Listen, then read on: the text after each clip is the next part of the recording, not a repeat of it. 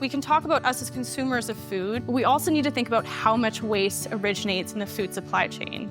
It's astronomical. I was told by a food producer that it's probably somewhere around 80%.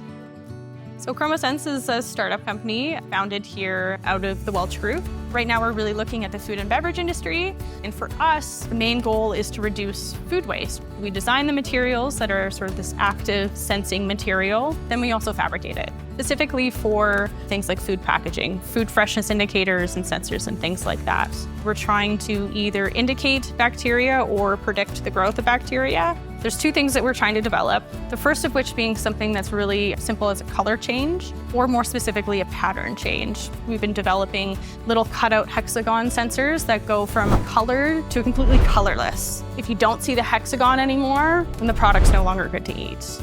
But more sophisticated are electronic sensors. We would develop an application where you could just pull your phone up to the sensor itself and then tell you how good that product is. We're also trying to develop something called a time temperature indicator. We know that bacteria is going to rapidly grow at room temperature.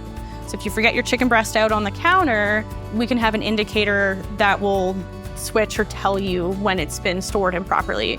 And that's really impactful along the food supply chain. A lot of the time food gets sent back to the food supplier because along the way there's been a breach in temperature or not sure if the product has been stored properly. So that really to me is like my target point.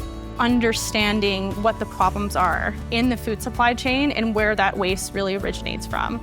So I think that's really like the next steps for us is testing and getting some validation that our product would be viable and or make a difference.